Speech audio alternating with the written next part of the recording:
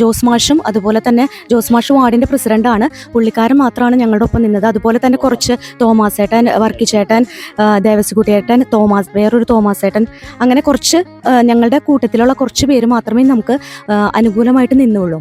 മുസ്ലിം ലീഗിൻ്റെ എല്ലാവരും ഒന്നിനൊന്ന് നമ്മളെ വളരെയധികം സപ്പോർട്ട് ചെയ്ത് നല്ല രീതിയിൽ നമുക്ക് ബാക്ക് സപ്പോർട്ട് നന്നായിട്ടുണ്ടായിരുന്നു.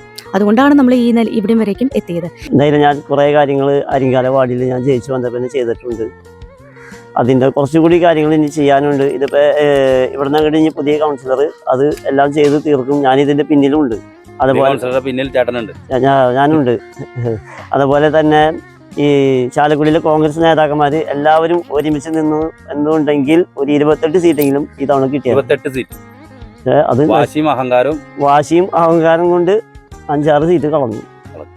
പാർട്ടിയിൽ നിന്നിട്ട് 6 വർഷത്തേക്ക് സസ്പെൻഡ് ചെയ്ത ആ വ്യക്തി പാർട്ടിയുടെ ഇന്ത്യൻ നാഷണൽ കോൺഗ്രസിൻ്റെ കൊടികളും ഏന്തി തോരണങ്ങളും മറ്റുള്ള മുൻ പ്രധാനമന്ത്രിമാരുടെ ഫോട്ടോകൾ വെച്ചിട്ടുള്ള നോട്ടീസുകളും എല്ലാം പ്രചരിപ്പിച്ചുകൊണ്ട് സകല വീടാന്തരം കയറി ഇറങ്ങി ഞങ്ങളാണ് കോൺഗ്രസിൻ്റെ സ്ഥാനാർത്ഥി എന്ന് പറഞ്ഞ് തെറ്റിദ്ധരിപ്പിക്കുകയും ആ പ്രചരണം നടത്തുകയും ചെയ്തു. അത് ആദ്യം തന്നെ നമ്മളതിനെ ഇത് നിയമപരമായിട്ട് നിങ്ങൾ ചെയ്യുന്നത് തെറ്റാണെന്ന് ബോധ്യപ്പെടുത്തപ്പോഴും അത് സമ്മതിക്കാതെ വീണ്ടും പ്രചരണങ്ങൾ അതിന് പുറകെ വരികയും അതിൻ്റെ പുറകിൽ പിന്നെ ഞങ്ങൾക്ക് അതിൻ്റെ പ്രതിഷേധം അല്ലെങ്കിൽ അത് കേസായിട്ട് ഇലക്ഷൻ കമ്മീഷൻ്റെ അടുത്ത് വരെ പോകേണ്ട ഒരു അവസ്ഥയും കൂടി ഞങ്ങൾക്ക് വരികയുണ്ടായി. ഞങ്ങൾ 200-ൽ പരം കുടുംബങ്ങളുള്ള പുതുശ്ശേരിക്കാട്ടാളൻ ഫാമിലിയെ സ്പ്ലിറ്റാക്കുന്നതിന് വേണ്ടിയിട്ട് പാർട്ടിയുടെ ചില തൽപര കക്ഷികൾ ചെയ്ത ആ വളരെ നീചമായിട്ടുള്ള പ്രവൃത്തിയിൽ എനിക്ക് ശക്തമായിട്ടുള്ള പ്രതിഷേധമുണ്ട്. ആ പ്രതിഷേധം ഈ അവസരത്തിൽ ഞാൻ നിങ്ങളെ ആയിട്ട് ഷെയർ ചെയ്യുകയാണ്. കോൺഗ്രസ് പാർട്ടിയുടെ ചില ഉന്നത നേതാക്കൾ ആണ് ഇതിൻ്റെ പുറകിൽ കളിച്ചത്. ഇത് എന്തായാലും ഒരു UDF സംവിധാനത്തിന് യോജിച്ച ഒരു പ്രവൃത്തിയല്ല എന്നും കൂടി ഈ അവസരത്തിൽ ഞാൻ പറയാൻ ആഗ്രഹിക്കുന്നു.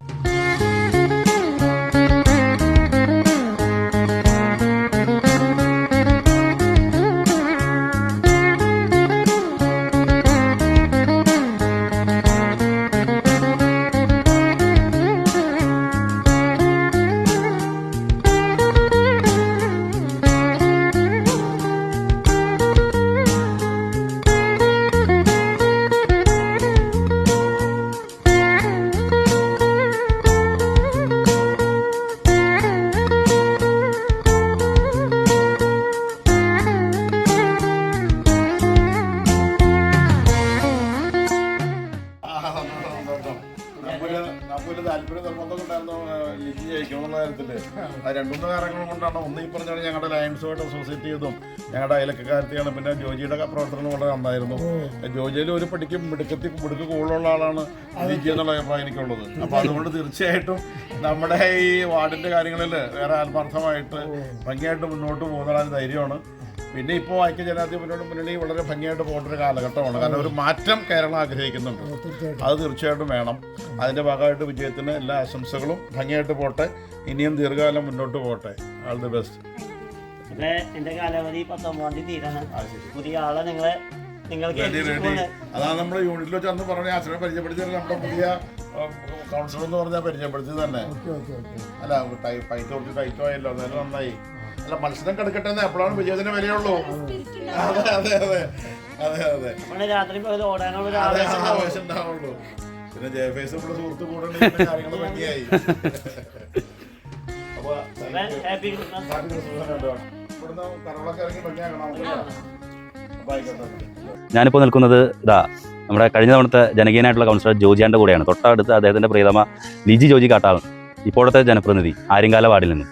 സമാനതകളില്ലാത്ത വ്യാജ പ്രചരണങ്ങളെയും ദുഷ്പ്രചരണങ്ങളെയും ഒക്കെ മാറ്റിക്കളഞ്ഞ് ഒറ്റപ്പെടലിൻ്റെ ഇടയിൽ നിന്നാണ് ഈ കാട്ടാളൻ ഫാമിലിയിൽപ്പെട്ട ലിജി ജോജി കാട്ടാളൻ ജനപ്രതിനിധിയായിട്ട് തിരഞ്ഞെടുക്കപ്പെട്ടത്.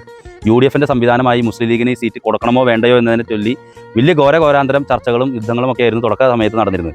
ഈ ചാലക്കുടി നിയോജകമണ്ഡലത്തിൽ UDF എന്ന് പറയുന്ന സംവിധാനത്തിൽ ആകെ മറ്റൊരു ഘടകകക്ഷിക്ക് കൊടുത്തേക്കണം. നിയോജകമണ്ഡലമാണ് ഉദ്ദേശിക്കുന്നത്. ഈ നിയോജകമണ്ഡലം 7 പഞ്ചായത്തുകളും നഗരസഭ ഉൾപ്പെടുന്ന ഈ നിയോജകമണ്ഡലത്തിൽ ആകെ UDF സംവിധാനത്തിൽ ഒരു സീറ്റ് കൊടുത്തിട്ടുള്ളത് മുസ്ലിം ലീഗിനാണ്. ആ സീറ്റിൽ ആരാണോ ഇവരോടൊപ്പം നിൽക്കേണ്ടത്, കോൺഗ്രസ് സംവിധാനത്തിൻ്റെ നേതാക്കന്മാർ ഇവരോടൊപ്പം നിന്നിരുന്നില്ല.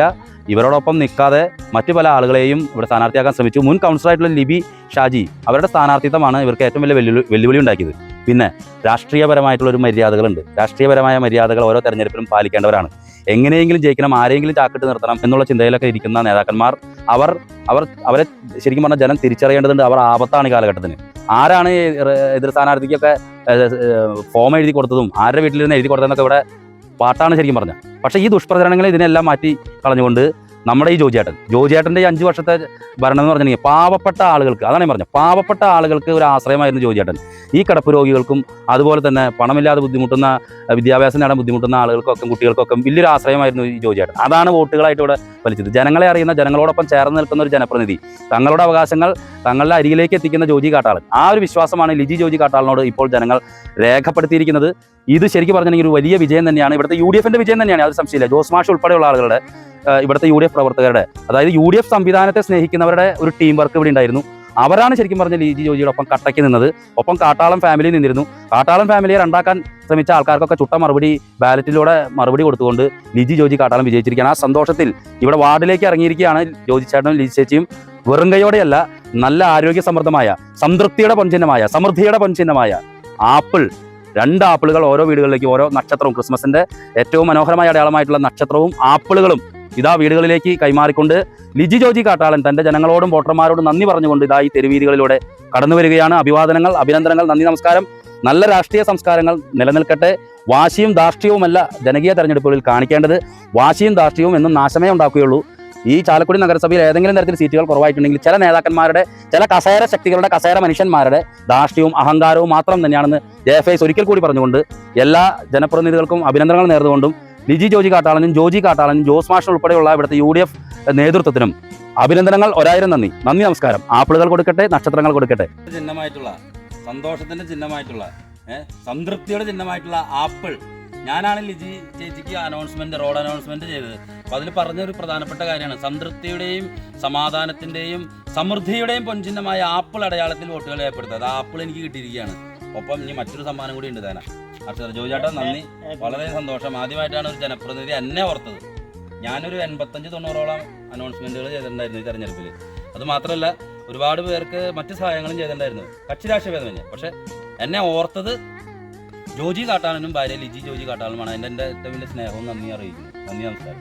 ഞാനിവിടെ ഈ ഒരു സ്ഥാനാർത്ഥിയായിട്ട് നിന്നിരുന്നപ്പോൾ ഒരുപാട് കള്ളപ്രചരണങ്ങളും മറ്റു വ്യക്തിഹത്യകളും ഒരുപാട് ഞാൻ നേരിടേണ്ടി വന്നു. എനിക്ക് തോന്നുന്നു ഈ 37 വാർഡിലുള്ള കൗൺസിലർ സ്ഥാനാർത്ഥികൾക്കും നേരിടേണ്ടി വരുന്നതിനേക്കാൾ ഉപരി ഇരട്ടിയുടെ ഇരട്ടി കാര്യങ്ങൾ ഞാൻ നേരിടേണ്ടി വന്നു. പിന്നെ ഞങ്ങളുടെ 2 കാട്ടാളന്മാരുടെ ഫാമിലിയാണ്.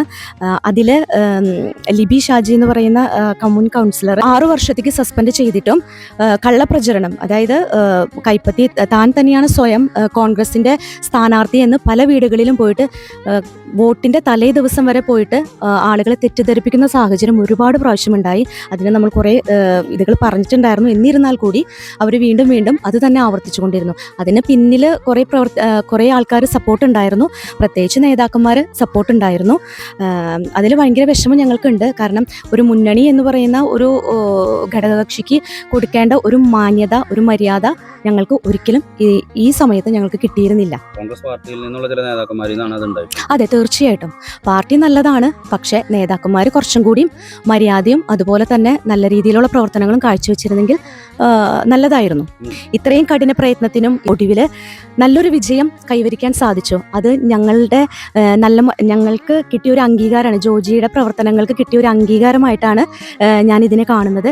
പിന്നെ ജനങ്ങൾക്ക് ഞങ്ങളോടുള്ള വിശ്വാസവും എല്ലാം, അതിനൊക്കെ ഒത്തിരി നന്ദിയുണ്ട്. നമ്മളിപ്പോൾ ക്രിസ്തുമസ് അല്ലേ വരുന്നത്, അപ്പം നമ്മളൊരു നക്ഷത്രവും പിന്നെ എൻ്റെ ചിഹ്നമായിട്ടുള്ള ആപ്പിളും കൊടുത്ത് എല്ലാവരുടെ അടുത്തും നന്ദി സൂചകമായിട്ട് ഒരു നന്ദി അറിയിക്കാനാണ് ഇപ്പം ഞങ്ങൾ ഓരോ വീടുകൾ തോറും കയറുന്നത്. UDFന്റെ 36 വാർഡുകളിലും കാൻഡിഡേറ്റിനെ ഡിക്ലെയർ ചെയ്തതിന് ശേഷവും ഈ 10ാം വാർഡ് മാത്രം അത് ബ്ലോക്ക് ചെയ്ത് വെക്കുകയും ഞാൻ UDFന്റെ പ്രധാനപ്പെട്ട നേതാക്കളോട് ഡെയിലി വിളിച്ചന്വേഷിച്ചപ്പോഴും ഈ വാർഡിൻ്റെ മാത്രം തീരുമാനം ആകാതെ നീണ്ടുപോയി. അത് കഴിഞ്ഞിട്ട് ഈ വാർഡിൽ 24-ാം തീയതി തിങ്കളാഴ്ച 3 മണിക്കാണ് നോമിനേഷൻ ബില്ലിൻ്റെ ലാസ്റ്റ് ഡേറ്റ്. 24-ാം തീയതി രാവിലെ 10 മണിക്കാണ് ഈ വാർഡ് ഘടകകക്ഷിയുടെ വാർഡാണെന്നും പറഞ്ഞിട്ട് ഡിക്ലെയർ ചെയ്തത്. അതിൽ എന്നെ സംബന്ധിച്ചിടത്തോളം വളരെ പ്രതിഷേധമുണ്ട്. കാരണം ഒരു വാർഡ് 36 വാർഡിൻ്റെയും പേര് ഡിക്ലെയർ ചെയ്തിട്ട് 10ാം വാർഡിൻ്റെ മാത്രം അവസാന മണിക്കൂറുകളിലേക്ക് നീട്ടിവെച്ചതിൽ ഒരുപാട് ആശങ്കയുണ്ട്. കാരണം ഈ വാർഡിൽ വാർഡ് എക്സ്റ്റെൻഡ് ചെയ്ത് പോയി കഴിഞ്ഞപ്പോൾ മുൻ കൗൺസിലറായിരുന്ന ഒരു കോൺഗ്രസിൻ്റെ ഒരു കൗൺസിലറെ ആശ കൊടുത്ത് ഈ വാർഡിൽ തന്നെ മത്സരിക്കാനായിട്ട് നിർദ്ദേശിച്ച് അതിൻ്റെ പുറകിൽ ഈ ഉന്നത നേതാക്കളുടെ ശക്തമായിട്ടുള്ള സ്വാധീനം ഉണ്ട് എന്ന് എനിക്ക് മനസ്സിലാക്കാൻ സാധിച്ചു. അത് വളരെ പ്രതിഷേധാത്മകമായിട്ടുള്ളൊരു കാര്യമാണ്.